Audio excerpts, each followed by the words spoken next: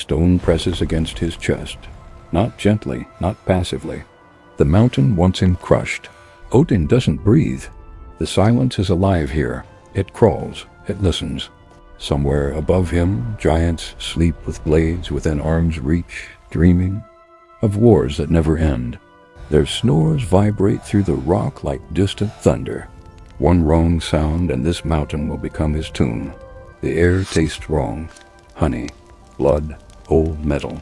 The smell of something sacred that should never have been sealed away. He shifts his weight. Pain flares through his borrowed body. He is wearing another shape tonight. Not king, not god. Something smaller, something breakable. Ahead, torchlight. And behind that light, a woman. Gunnlöð. Her name is a whisper carved into the walls of this place. She is not a guard in armor. She is a promise made flesh. A lonely sentry entrusted with something too dangerous to touch and too valuable to abandon. Between them sits the mead. 3 vessels, carved stone. Runes etched so deep they look wounded. Not alcohol. This is memory in liquid form. This is language before grammar. This is the sound the universe made before it learned to scream. One drink can turn a mute into a poet. One mouthful can rewrite destiny. Odin wants it all, because without it, he is just another god swinging a spear at eternity. With it, he becomes the voice behind every story ever told. This is not a love story. This is a robbery disguised as intimacy. And by the end, one question will rot inside you. Was Odin the god of wisdom, or the first thief who understood that stories are sharper than swords? Stay. The mountain remembers everything.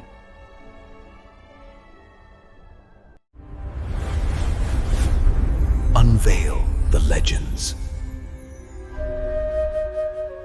Before the mountain swallowed him, before the lies, I learned how to smile. Before poetry became contraband, there was an imbalance. The gods ruled loudly. Thunder, blood, fire. Victory measured in corpses and broken shields. They were powerful, yes, but power alone doesn't last. Power fades when the screaming stops. Odin understood that better than anyone. He wasn't driven by justice or honor or even war. He was driven by dread, the dread of silence, the dread that one day the last blade would rust, the last temple would crumble, and the gods would be reduced to names no one bothered to pronounce correctly. Odin watched mortals die twice, once in flesh, once in memory, and he realized something terrifying. The second death mattered more, so he began collecting wisdom the way others collect weapons. Not to understand the world, but to outlive it. He bartered with wells that whispered truths meant to poison the mind. He mutilated himself for insight. He learned the cost of knowledge and paid it anyway. Still, wisdom wasn't enough. Wisdom without a voice is useless. That's when the rumor reached him. The giants had something older than the gods themselves. Something brewed from murder and honey. Something that could turn thoughts into weapons and memories into monuments. Poetry. Not beauty, not art. Influence. The giants hid it because they understood what the gods pretended not to. Whoever controls. Language controls reality. Whoever shapes the story decides who is remembered as a hero and who is erased as a monster. Peace died quietly after that, because Odin does not negotiate with locked doors. He studies them, and then he finds a way inside. Odin doesn't march, he infiltrates. He finds Baugi, a giant drowning in bitterness, a man who hates his own brother, a man whose laborers resent him, a man already cracked. Odin becomes a worker. He swings, sighs, sleeps on dirt, lets blisters bloom and burst. Then one day the workers die. Sharp tools, wrong angles, too clean to be coincidence. Now Baugi has no help. Odin offers a deal. Help me reach the mountain, and I'll solve your problem. They reach the stone wall. It won't open, so Odin drills hours, days. The Stone screams. When the hole is barely wide enough for regret, Odin transforms. A snake, cold-blooded, silent, perfect. Baugi tries to stab him anyway. Trust was never part of the agreement. Inside the mountain, the air changes. Time thickens. And then Gunnlöð. She isn't cruel. She isn't naive. She is alone. Raised with a duty instead of a childhood. Taught that gods lie and giants kill, and the mead must never leave this place. Odin doesn't demand. He listens. He lets her talk about centuries of silence. About being chosen not because she was strong, but because she was obedient. He stays. 3 nights. Each night she pours a cup. Each cup empties a vessel. With every swallow, Odin feels it. Words exploding behind his eyes. Metaphors tearing reality open. The universe is finally explaining itself. On the 3rd night, he leaves, transforms. Eagle wings tear the darkness apart. Behind him, Gunnlöð understands, not anger. Betrayal hurts deeper when you see it coming too late. Here's where the myth starts lying by omission. The old stories say Odin brought poetry to the world, as if he opened his hands and let beauty spill freely. But watch what actually happens. As Odin flees the mountain, swollen with stolen mead, some of it leaks from him. Drips, waste, accidental spillage. That becomes bad poetry.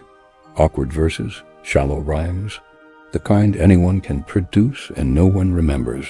The real mead, the dangerous part, never touches the ground. Odin keeps it. And that changes everything. Because poetry, in this myth, isn't self-expression. It's authority. It decides whose pain matters, whose death is glorious, which stories survive winter and which rot in the dark. Odin doesn't democratize inspiration. He curates it. He gives poetry to kings so they sound righteous, to warriors so they charge without fear, to chosen skalds so history sings in his favor. Everyone else gets leftovers and calls it fate. And Gunnlöð? She isn't a tragic lover in this version. She's a containment system, a living lock. Odin doesn't break the door. He convinces the door to open itself. That's the real theft, not the mead, not poetry, but consent. This myth isn't about wisdom won through sacrifice. It's about power realizing that swords rust, but stories don't. Odin didn't want to rule the world. He wanted to decide how it would be remembered. I will control how it is remembered.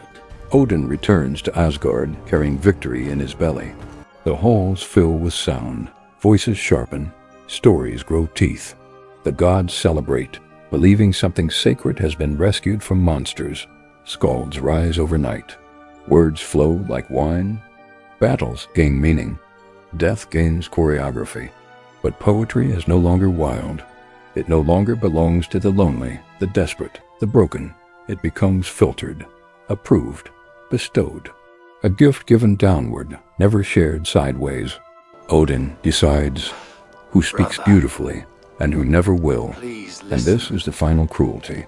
Odin feared being forgotten. He feared fading into silence, becoming another name eroded by time. So he stole the very thing that prevents forgetting. But every poem born from the mead carries a stain. Every glorious saga is built on a quiet betrayal. Every immortal line is anchored to a woman left alone in the dark, guarding emptiness. The irony is complete. In stealing poetry, Odin secured eternity, but eternity remembers everything. It remembers the lie. It remembers the theft.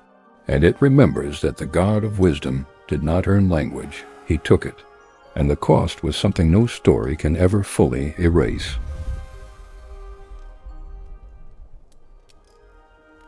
Here's the truth this myth hides. The deadliest weapon isn't violence. It's the story that justifies it. So ask yourself, when inspiration strikes, who decided you were allowed to feel it? Was Odin a giver of art, or the first gatekeeper of meaning? Comment below.